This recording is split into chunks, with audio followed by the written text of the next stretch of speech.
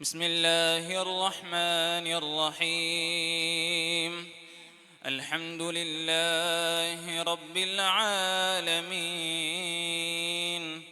الصلاة والسلام على سيد المرسلين وعلى آله وصحبه أجمعين.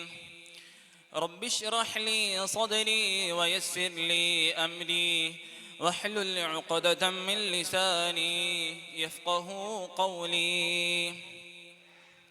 حتى لبحر النور جبريل وقف في شطه رعبا فودع وهتف. دعني تقدم يا حبيب لا تخاف. أبشر تناجي ربك القيوم. صلوا عليه وسلموا تسليما.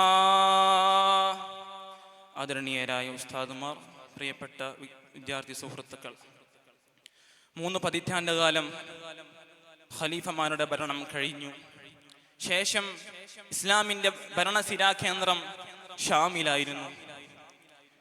മക്കയും മദീനയും ആരാധനകൾ കൊണ്ട് മാത്രം മുഖരിതമായ ദിനങ്ങൾ കടന്നുപോയിക്കൊണ്ടിരുന്നു. മദീനയിലേക്കും മക്കയിലേക്കും ആളുകളുടെ കടന്നുവരവും കുത്തൊഴുക്കും കുറഞ്ഞുകൊണ്ടിരിക്കുന്നു. അങ്ങനെയാണ് റബ്ബിന്റെ ഖദാ എന്നോണം ഇമാം മാലിക് ഇമാമു ദാരിൽ ഹിജ്റ റളിയല്ലാഹു അൻഹു മദീനയിലേക്ക് വരുന്നത്, അവിടുന്ന് ഭൂജാതനാകുന്നത്. അവിടുത്തെ കുടുംബം യമനി പാരമ്പര്യമുള്ള കുടുംബമായിരുന്നു. ഇമാം മാലിക് റളിയല്ലാഹു അൻഹു അവിടുത്തെ ജനനം തന്നെ വളരെ അത്ഭുതം നിറഞ്ഞ ജനനമായിരുന്നു. അവിടുന്ന് തന്നെ ഒരു വേള പറഞ്ഞിട്ടുണ്ട്, ഉമ്മയുടെ ഗർഭപാത്രത്തിൽ 3 വർഷത്തോളം കിടന്നിട്ടാണ് ഞാൻ ജനിക്കുന്നത്. അവിടുന്ന് ഭൂജാതനാകുന്നത് തന്നെ സ്വഹാബത്തുമായി വളരെ ബന്ധമുള്ള ഒരു വീട്ടിലാണ് അവിടുന്ന് ജനിക്കുന്നത്.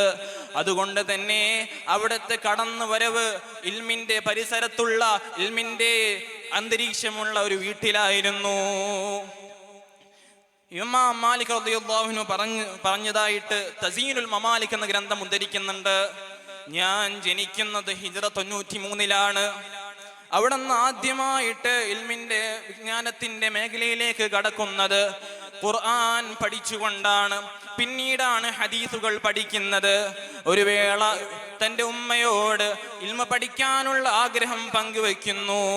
അങ്ങനെ ഉമ്മയദാ റബീഅത്തു റഈ റളിയല്ലാഹു അൻഹുവിന്റെ സമീപത്തേക്ക് അയക്കുമ്പോൾ നല്ല വസ്ത്രം ധരിപ്പിച്ചുകൊണ്ട് തലപ്പാവ് അണിയിച്ചുകൊണ്ട്, നീ മതകാര്യങ്ങളാണ് ആദ്യം പഠിക്കേണ്ടത്, ശേഷമാണ് അറബി ഭാഷ പഠിക്കേണ്ടത് എന്ന നിർദ്ദേശം കൊടുത്തുകൊണ്ടായിരുന്നു.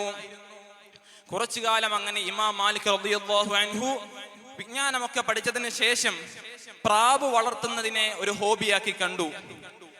ഒരിക്കൽ അവിടുത്തെ ഉപ്പ വന്നുകൊണ്ട് ഇമാം മാലിക് റളിയല്ലാഹു അൻഹുവിനെയും തന്റെ സഹോദരനായിട്ടുള്ള നദർ റളിയല്ലാഹു അൻഹുവിനെയും വിളിച്ചുകൊണ്ട് ഒരു ചോദ്യം ചോദിക്കുകയാണ്. ഇമാം മാലിക് റളിയല്ലാഹു അൻഹു ആ ചോദ്യത്തിന് ഉത്തരം മുട്ടുകയാണ്. ഈ ഒരു പ്രശ്നത്തിൽ നിന്ന് ഇമാം മാലിക് റളിയല്ലാഹു അൻഹു താൻ കൊണ്ടു നടക്കുന്ന പ്രാവിനെ വളർത്തുന്ന ഹോബി നിർത്തുകയാണ്.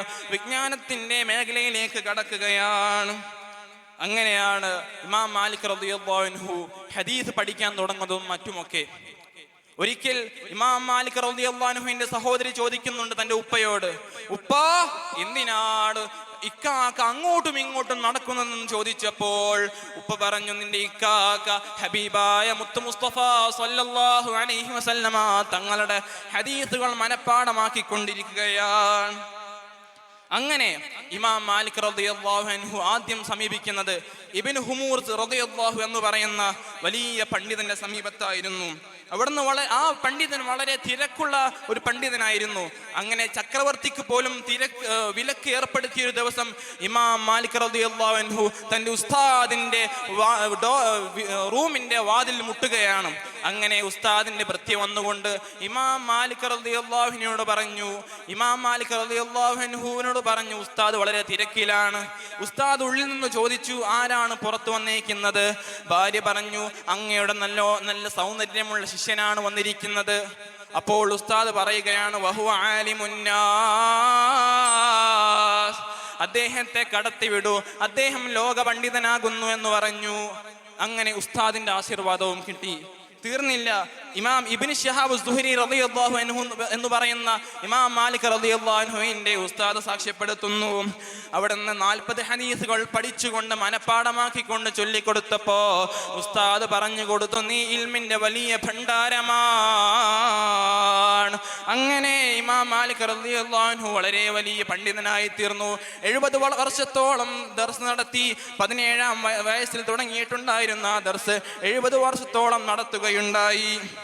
അവിടത്തെ കുറിച്ച് ഇമാം അഹ്മദ് ബിൻ ഹംബൽ റളിയല്ലാഹു അൻഹു പറയുകയാണ്, വിജ്ഞാനത്തിന്റെ നേതാക്കളുടെ നേതാവാണ് ഇമാം മാലിക് റളിയല്ലാഹു എന്ന് പറയുകയുണ്ടായി. മാത്രമല്ല ഇമാം മാലിക് റളിയല്ലാഹു തന്നെ പറഞ്ഞതായിട്ട് നൂറുൽ അബ്സാർ എന്ന ഗ്രന്ഥത്തിൽ കാണാൻ കഴിയും, ഞാൻ ഒറ്റ ദിവസം പോലും റസൂലുള്ളാഹി സ്വല്ലല്ലാഹു അലൈഹി വസല്ലമ തങ്ങളെ സ്വപ്നത്തിൽ കാണാത്ത ഒരു ദിവസം പോലും എനിക്ക് കടന്നുപോയിട്ടില്ല. അവിടെ നിന്ന് അത്രത്തോളം ഹദീസിനും മറ്റും പ്രാധാന്യം കൊടുത്തിരുന്നു.